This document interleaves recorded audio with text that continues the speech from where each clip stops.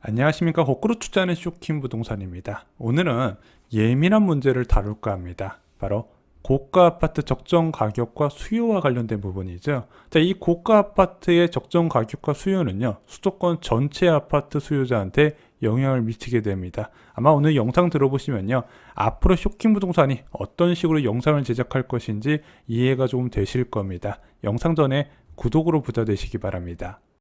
둔촌주공 분양 소식이 나왔을 때 반응은 두 가지였습니다. 파이사타입 기준으로 13억 내외의 분양가가 발표됐죠. 자, 어떤 사람들은 야, 경쟁률 진짜 높겠다고 하는 사람도 있었고, 어떤 사람들은 미분양 100%다 이렇게 말씀하신 분도 있었습니다. 근데 재밌는 거는 직장인 커뮤니티에서 같은 직장을 다니는 고소득 직장인들의 의견도 정반대로 나눠졌다는 거죠.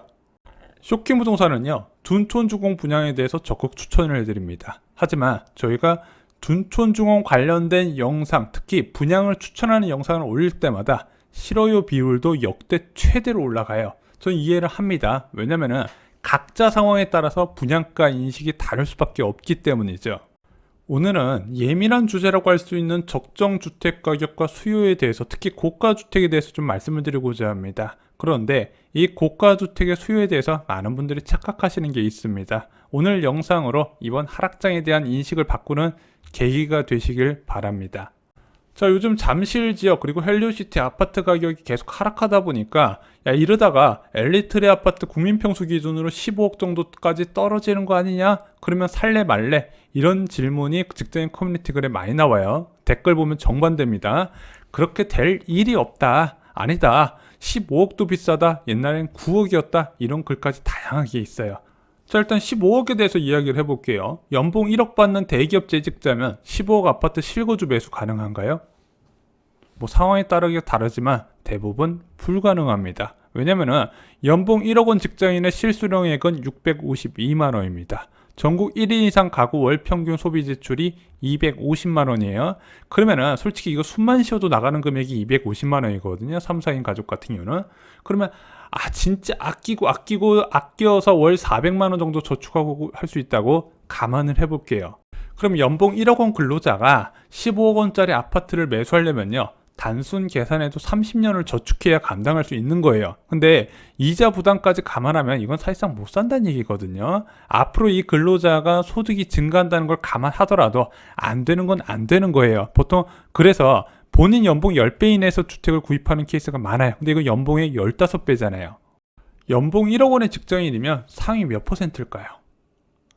상위 3%가 연봉 1억 724만 원이라고 하고요. 상위 4%가 9,515만 원이라고 합니다. 연봉 1억 원이면요, 꿈의 연봉이잖아요. 상위 3.5%에 드는 고소득자를 의미한다는 거죠. 아니, 이렇게 사회적으로 성공한 사람이 15억 아파트를 못 사? 이 15억 아파트 강남 서초도 아닌데? 야, 연봉 1억 원이 아니면 누가 사 이거? 이게 버블이 아니면 뭐야? 이렇게 생각하실 수가 있다는 거죠. 이런 이유로요, 하락론자 중에는 고소득자가 많아요. 야, 봐봐. 내 주변에서 나보다 잘 벌고 아끼는 사람 없어. 다른 사람들, 나보다 못 버는 사람들도 외제차 끌고 맨날 해외여행 다니는데 나는 진짜 커피 한 잔도 아껴가면서 사 먹거든. 그런데 아파트 살 엄두가 안 나. 이건 무조건 잘못된 거야. 버블이 빨리 꺼져야 돼. 주장하신다는 부분이죠. 자, 이제 분석을 해보겠습니다. 먼저 잠실 지역 아파트는 주택 중에서 상위 몇 %를 차지할까요? 오늘 주제가 잠실 아파트 15억대면 어떨까라는 내용이잖아요. 전국 주택 수가 1812만 호입니다. 그리고 전국 아파트 수는요, 1128만 호예요. 전체 주택의 77.2%가 아파트입니다. 이렇게 많아요.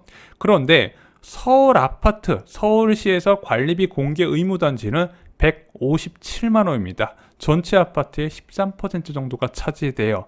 그런데 이 서울의 아파트라고 다 비싼 아파트는 아니잖아요. 그래서 좀 비싼 아파트가 많이 몰려있는 7개의 구를 추려봤더니 전체 한 2.8% 52만 호가 됩니다. 그러면 이 안에 들어가 있는 잠실 지역은요, 대략적으로 감이 오시죠? 아무리 못해도 전국 아파트 기준으로 상위 3% 이내에 있는 아파트다. 가격만 보면 그렇다는 거죠.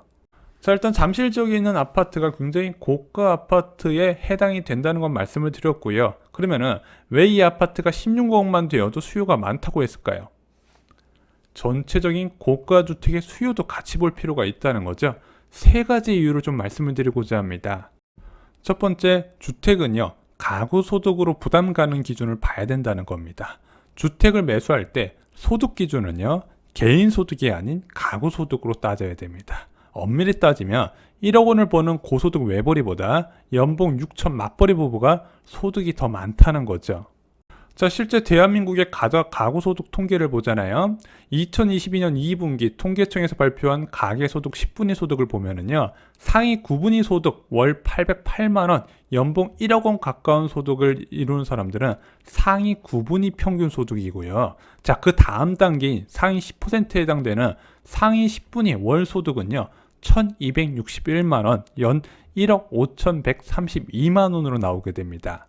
그래서 연봉 1억 원 받는 고소득자는요, 전체 근로자 상위 3.5%에 해당이 되지만요, 가구소득 상위 9분위에 포함이 된다는 겁니다. 왜냐하면 그만큼 맞벌이 가구가 많이 있기 때문에 그래요. 평균 연소득 1억 5천만 원이 되는 10분위 가구의 경우에는요, 고가주택의 실수요 목적 매수가 가능합니다. 그래서 연봉 7,500만 원 받는 직장인들의 월 실수요액이 한 505만 원 정도 되거든요. 둘이서 벌면은 연 1,010만 원이에요. 근데 연봉 1억 원 실수요액이 아까 650만 원이라고 말씀드렸잖아요.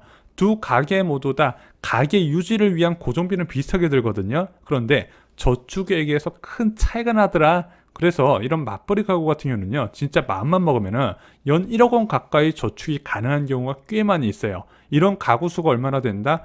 140만 가구나 된다는 거죠. 근데 일반적으로 연소득 10배 이내에서 주택을 구입하는 걸 결정한다고 보면은 수요가 적지는 않다는 거예요. 두 번째는요, 보유 자금의 차이입니다. 둔촌주공 13억 아파트를요, 연소득 1억 가구에서 사기 어려워요. 그래서 저희가 13억 아파트 분양가가 싸다고 말해도 싫다고 말씀하시는 분들이 많은 이유가 바로 여기 있단 말입니다. 문제는 주택을 구입할 때는요, 소득 말고도 한 가지 더 고려하셔야 돼요. 바로 자본금의 차이죠. 만약에 이 둔촌주공을 분양받을 때 기본적인 내가 자금이 6억 5천만 원 있다면요, 그 나머지 차익에 대해서 대출을 받아서 매수가 가능하다는 부분이죠. DSR 고려해도요. 자, 서울 아파트 매수대 기자를 좀 제가 많이 상담을 해봤거든요. 저희가 블로그를 운영하잖아요. 블로그를 운영할 때 저희가 뭐 가족분들한테 뭐 돈을 받고 상담해 드리는 건 아니고 댓글로 질문 주시면 제가 아는 선에서 도움이 될 만한 내용들을 답변 드리고 있어요. 그러면 본인들의 소득이나 보유 자금에 대해서 앞으로 주택 매수 계획을 여쭤보시는 분들이 많이 계시거든요. 근데 서울의 주택 매수 대기자는요, 제가 알기로는 대부분이 최하 5억 원 이상의 자금을 보유하고 있었습니다. 부모님의 지원 여부도 있었고, 자녀가 있고 없고 등의 차이에 따라서 모으는 돈의 자금이 큰 차이가 있었는데, 생각보다 무주택자라고 돈이 없을 거라고 생각하시면 안 된다는 거예요. 그래서 소득도 있고요, 어느 정도 모아놓은 자금도 충분히 있는데요, 집값이 더 떨어질 것 같으니까 기다렸던 거예요. 솔직히 이건 상식적인 선에서 생각해 보면은 너무 심하게 올랐잖아요.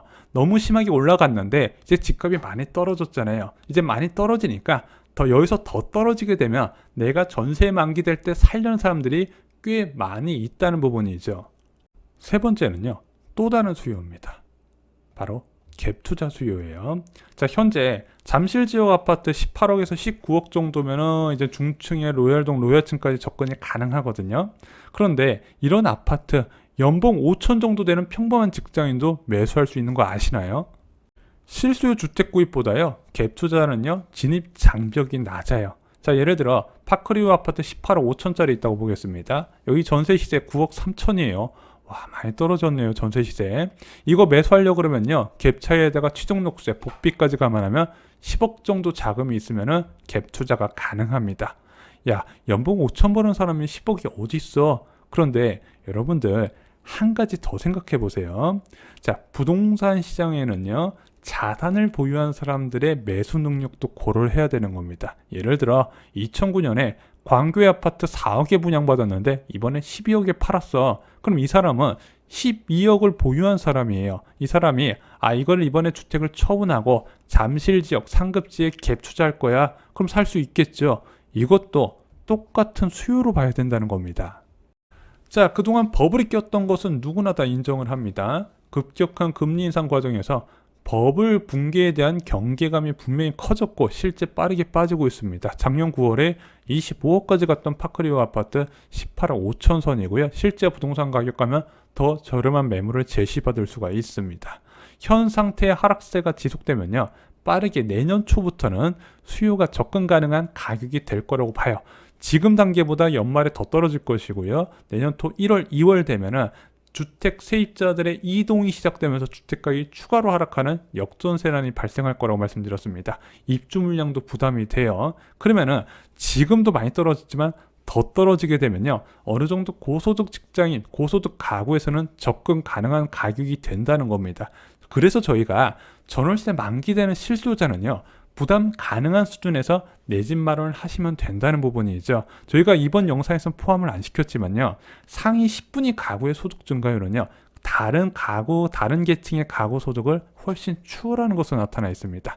주택 가격을 볼 때요, 옛날의 명목 가격만 보시지 마시고요, 소득 증가랑 물가 상승을 감안한 실질 가격을 보시면 된다는 부분입니다. 그래서 뭐 예전에 뭐 2017년으로 가격으로 간다, 2016년 가격으로 간다, 저희가 그런 부분을 제시하지는 않는 거는 실제 앞으로 주택 가격이 얼마나 하락할지 그 누구도 예상할 수 없는 부분이고, 이것이 모든 지역이 하락하는 게 아닌 역전세를 났다는 매도 물량, 이제 마진콜을 받은 투자자들이 많은 지역 중심으로 유난히 하락하기 때문에 여러분들이 그 기회를 빨리빨리 캐치하셨으면 좋겠다 싶어서 전월세 만기되는 실수요자들이 잡으라고 권해드린 겁니다.